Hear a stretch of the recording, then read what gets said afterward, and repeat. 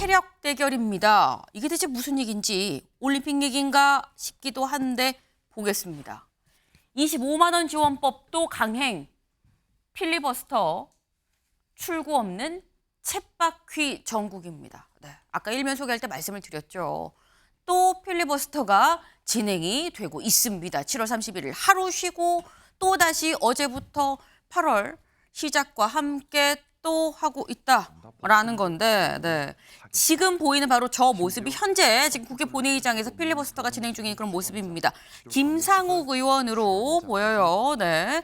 지금 김상욱 의원, 박수민 의원이 첫 주자로 15시간 50분 동안 필리버스터를 했습니다. 이렇게 되면 그 전에 김용태 의원 13시간 얘기를 훌쩍 뛰어넘었죠. 15시간 50분 진행을 하고 두 번째로 민주당의 이상식 의원이 하고 지금 세 번째 김상욱 의원이 현재 필리버스터가 진행 중이다라는 점을 좀 저희가 직접 영상으로 좀 보여드리고 있습니다. 근데 지금 이런 상황 자체가 최청열 교수님, 이게 이제 필리버스터가 정례화가 되는 거냐라는 생각이 듭니다. 지금 이런 속도면 22대 국회 끝날 때쯤 되면 재헌국회 시작부터 21대 국회 때까지 전체 필리버스터보다 22대 국회 필리버스터가 더 많아지는 거 아닙니까? 그럴 것 같아요. 지금 원래 이 필리버스터가 합법적 의사 진행 방해. 네. 그렇게도 얘기하고 무제한 토론 이렇게 얘기합니다. 근데 무제한도 아니에요. 어차피 야당이 또 24시간 뒤에 강제 종료 가능하죠. 무제한도 아닌데 의사 진행 방해는 왜 하는 겁니까? 도저히 이거는 어떻게 의석으로 막을 수가 없을 때 합법적으로 정말 과도하고 무도한 의견을 막겠다는 게 이 필리버스터의 취지예요. 지금 이 우리나라 이 필리버스터는 전혀 그런 취지를 반영하고 있지 못합니다. 어차피 야당은 법안 제출하고 여당은 뭐 특별히 할 게 없으니 저거라도 하고 서로 다 아는 거예요. 그야말로 선수끼리 다 아는 건데 그러다 또 통과시키고 또 탄핵하고 특검 얘기하고 이게 도대체 22대 국회가 지금 들어온 다음에 정확히 제가 안수해봤는데 지난 두 달 동안 특검법이 9건인가 발의된 걸로 제가 알고 있어요. 정확히 숫자는 모르겠습니다만 네. 탄핵도 마찬가지입니다. 탄핵도 뭐 대통령 탄핵까지 뭐 청문회 한다고 이런 상황인데 이거야말로 여야 진짜 이 정치 자체를 이분들이 포기하지 않으면 이렇게 할 수 없어요. 저런 필리버스터가 뭐가 의미가 있습니까? 어느 국민이 저 필리버스터에 관심이 있냐고요. 의미가 뭐고 내용이 뭔지를 도대체 우리는 모르잖아요. 앵커께서 관심 있습니까? 저도 관심이 별로 없어요. 필리버스터. 왜? 관심이 없어도 가지려고 노력하고 네. 있습니다. 물론이죠. 워낙 저렇게 하니까. 네. 왜냐면 저러고 난 다음에 야당이 바뀌면 관심이 있어집니다. 필리버스터가 의미가 있구나. 근데 이거 뭐 어차피 바뀌지 않을 것이. 그래서 이런 얘기 뭐 백날 해봐야 당위적인 얘기, 공허한 얘기긴 합니다만 빨리 이제 여권도 바뀌는 모습을 보이기 시작했으니까 전열을 재정비하고 여권도 야당도 그 이재명 대표가 꼭 될 거 아니겠어요. 뭐 대표 후보라고 그러니까 이재명 대표가 또 되면 다시 좀 해서 세상경 특검도 전열 정비하고 양쪽이 조율하고 조율하고 야당도 너무 과도하게 자꾸만 그 이른바 독소조항이라고 얘기하는 거 밀어붙이지 말고 말이죠. 네. 여권에서도 무조건 특검은 안 된다라고 얘기해봐야 되지 않아요. 찬성 여론이 높기 때문에. 그래서 뭔가 이런 것도 같이 바뀌어 나가야 돼요. 이런 식으로 하면 이거 제가 볼 때 정치라는 게 상상 이상의 것이 발생할 수 있는 게 정치입니다. 가능의 예술이라고도 합니다만 뭐 우리 국회의원들은 뭐 탄핵 안 당하니까 국회의원의 탄핵은 선거니까 말이죠. 근데 그걸 믿고 그러는 거지 너무 의원들께서 이거 모든 의원 다 해당됩니다. 모든 의원들 하실 말씀이 많을 거예요. 네. 근데 지금 이 의원들이 별 말씀도 못하고 그러는데 이거 저 언제까지 가지 않을 것 같아요. 대한민국이라는 나라가 이렇게 만만한 나라가 아닙니다. 네. 이제 마지막 말씀이 묵직해요. 대한민국 그렇게 만만한 나라 아닙니다라고 말씀하셨어요. 국회의원들은 물론 선거가 탄핵이라고 생각하는지라는 일침도 같이 주셨습니다. 네. 근데 보는 국민들 입장에서 아까 말씀 중에 나왔죠. 또 필리버스터야? 또 필리버스터? 법안도 뭐 무슨 법안이야 이번엔? 뭐 이런 입장이 될 수도 있는 정도로 너무 자주 듣고 있다. 필리버스터란 얘기를. 근데 자주 듣는 얘기가 필리버스터 말고 또 있죠. 아까 말씀하신 것처럼 특검, 탄핵 얘기도 굉장히 자주 듣고 있습니다. 네. 다음 기사 볼까요? 야, 방통위 수장 네 번째 탄핵이요. 하루 만에 탄핵될 일을 할 수 있나? 일단 이 부분. 방통위 수장이 지금 현재 이진숙 방통위원장이죠. 방통위원장에 대한 탄핵안 어제 발의가 됐고 오늘 통과가 될 거다라는 전망이 나오고 있습니다. 근데 이진숙 방통위원장 벌써 네 번째 탄핵이다라는 거예요. 여기 좀 보겠습니다. 더불어민주당의 방통위 탄핵일지. 처음에 이동관 위원장이었었고요. 근데 그다음에 김홍일 위원장이고요. 그리고 난 다음에 부위원장인데 위원장 직무대행으로 이상인 부위원장이 있었죠. 근데 계속 또 탄핵안이 발의가 돼. 탄핵안이 처리가 된 적은 없습니다. 앞에 3명은. 처리되기 전에 본인이 자진 사퇴를 했어요. 추진만 됐었다. 그리고 요번에 이진숙 위원장이 취임하고 하루 만에 다시 탄핵안이 발의가 됐고 이번에 이 탄핵안은 실제로 처리가 될 것 같다. 이진숙 위원장도 자진 사퇴 안 하고 그냥 헌재 판단을 받겠다라는 그런 입장이다라는 겁니다. 근데 지금 보면 저희가 필리버스터만큼이나 자주 듣는 말이 탄핵이다라는 게 성재준 위원님. 사실 방통위원장 말고 이상민 장관 탄핵도 있었고요. 검사 뭐 4명에 대한 탄핵안도 있었고요. 필리버스터만큼이나 탄핵이라는 말이 이제는 있습니다. 약간 이런 느낌이에요. 처음에는 입에 올리는 것도 어려웠었거든요.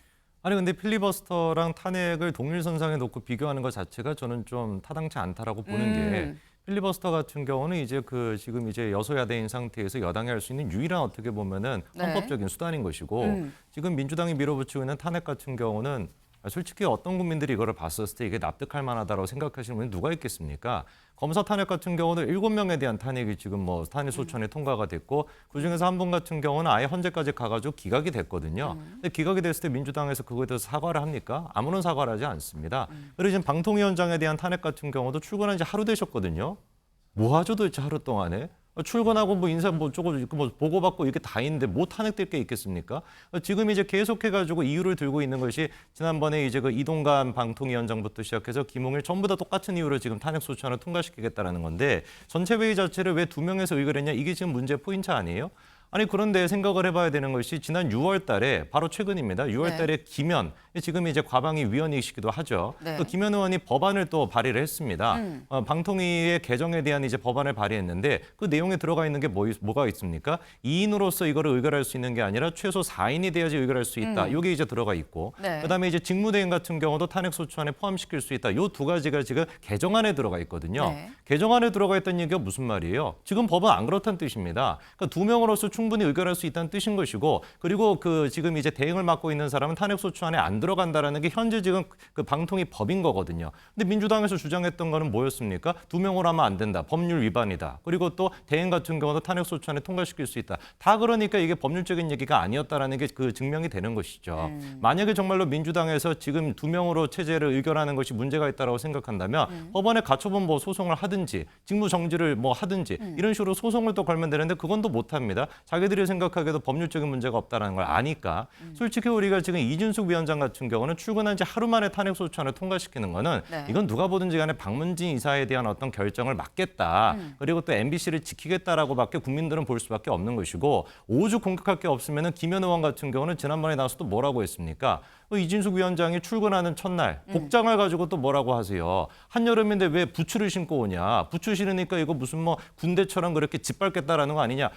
도저히 이게 말이 안 되는 얘기 아닙니까? 저는 그래서 최소한 뭔가 좀 100일 정도는 좀 보고 1000일 정도는 좀 보고 어느 정도 좀 일이 진행되고 난 다음에 뭔가 문제가 있으면 뭐 탄핵 소추안하든지 이렇게 해야 되는 것이지 지금은 너무 정치적이다라고 좀 지적을 합니다. 임세훈 의원님. 네. 어떻게 임명되고 하루 만에 하는 거냐. 뭐 부츠까지 얘기를 하냐. 지금 말씀하셨어요. 제가 부츠는 여기서 처음 들었습니다만 근데 저는 참 궁금한 게요. 이 윤석열 정권의 지금 인사 철학에 대해서 좀 궁금하고 싶습니다. 그러니까 지금 말씀하신 것처럼 이동관 그 전 위원장, 그다음에 김홍일 전 위원장. 네. 이동관 위원장님은 본인의 개인적 문제와 자녀 학폭 문제가 분명히 있었고, 그다음에 지금 이 문제 방통위가 문제가 되는 것은 언론 장악에 대한 시도가 분명히 있는 거 아니냐라는 게 저변에 깔려 있어요. 심지어 이진숙 그 위원장 지금 현 위원장이시죠. 위원장 자체도 본인이 하루 살이인 거 알고 계십니다. 청문회 때 그런 얘기를 했었어요.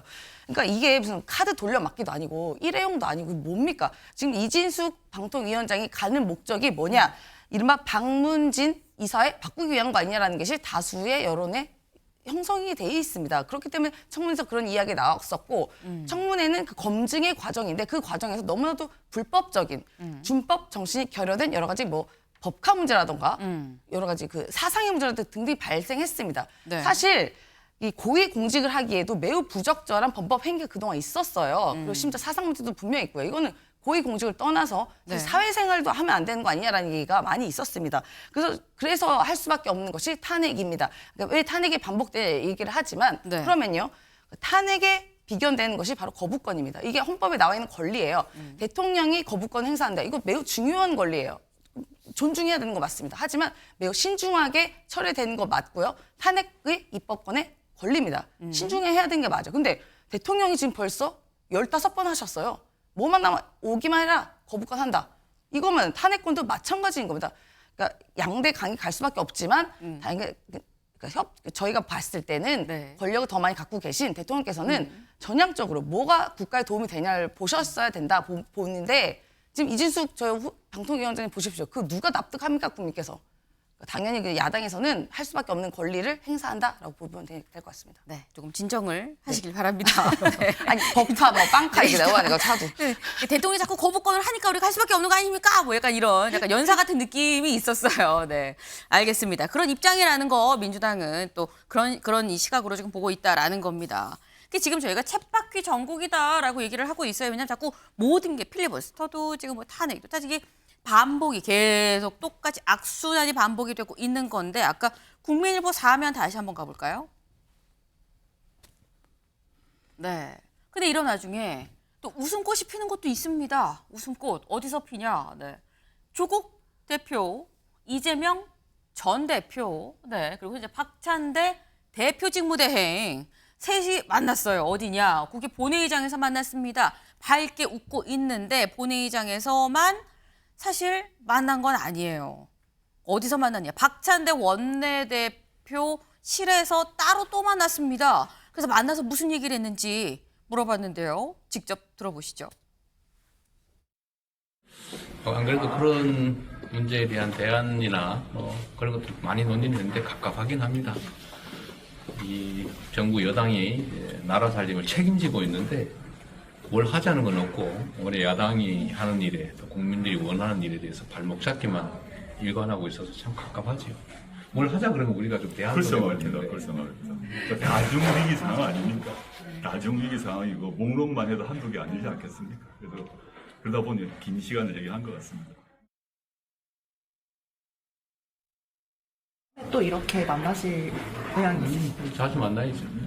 그래도 뭐 점심 대표님께서 현충원 방문하고 난 뒤에 점심 제안하셔서 점심도 같이 했고요. 또 그전에는 또 술도 같이 했고 하기 때문에 자연스럽게 얼마든지 뭐 할 수 있는 거 아니겠습니까? 격식 따지지 않고 또 뭐 장소 따지지 않고 소통해왔고 앞으로도 할 생각입니다.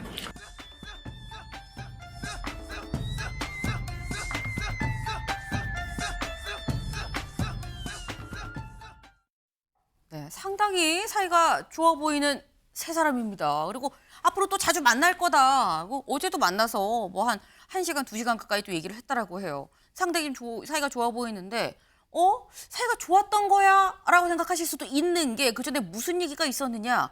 교섭단체 이 기준 완화 문제가 두 당 사이에서 살짝 미묘한 이 국면이 좀 있었습니다. 왜?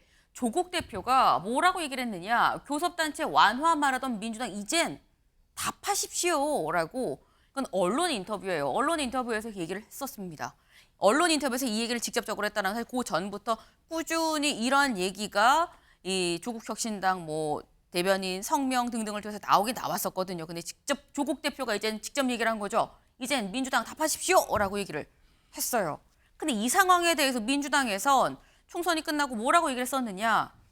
김민석 지금 현재 최고위원 후보죠. 당시에 이 총선 당시에는 이제 상황실장이기도 했습니다. 당시 상황실장으로서 구체적인 문제는 차후의 검토 사항이라고 명확히 했다. 완화하겠다라고 얘기를 했었던 게 아니다라고 얘기를 했습니다. 그래서 조국 대표께도 명확하게 열석 완화설 등의 취지가 아니었다고 조국 대표한테도 말씀을 다 드렸다라고 얘기를 했어요. 근데 요 문제에 대해서 그럼 어제 만나서 이렇게 화기애애했다는 건 뭔가 얘기가 이루어졌고 풀렸느냐라는 겁니다. 최 교수님. 풀리기 어려울 거예요. 저 문제는. 이제 아마 겉으로 볼 때 외관상으로는 뭐 의기투합하는 모양이겠습니다만 네. 민주당으로서는 조국당이 원내 교섭단체가 되는 게 불편할 수 있어요. 그리고 조국 대표와 지금 이재명 전 대표가 바라보는 게 같은 것일 수 있게 보이지만 전 꼭 그렇지 않다고 생각해요. 조국이나 이재명 대표나 다 지금 대권을 의식하고 있을 것이고 그럼 야권에서 분명히 경쟁자들이에요. 그런 상황 속에서 다른 이슈나 이런 것들에 대해서는 충분히 의견을 같이 할 수 있죠. 두 분 다 지금 일단 사법 리스크에 굉장히 이제 위기에 처해 있는 분들이고 거기에 대한 동병상련이나 의기투합은 있을 수 있겠습니다만 저 원내교섭단체를 해주는 문제는 간단한 문제가 아니에요. 조국 혁신당으로서는 저건 굉장히 중요한 문제고 민주당으로서는 또 하나 또 이 이 새끼를 키우는 게 되기 때문에 저게 그렇게 만만하게 다른 것과 이제 같이 이제 바게닝할 수 있겠죠. 그렇습니다만 저는 그렇게 쉽게 합의하기는 쉽지 않을 것 같아요. 그리고 저 문제는 또 여당도 같이 야당도 같이 여야가 같이 합의해야 되는 문제입니다.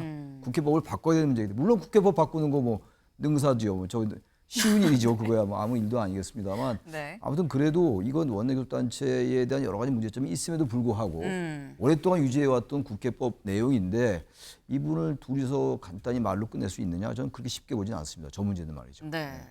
민주당 입장에서는 조국 혁신당이 호랑이 새끼처럼 여겨질 수도 있다. 섣불리 완화해 줄 수 있겠느냐라는 말씀이에요.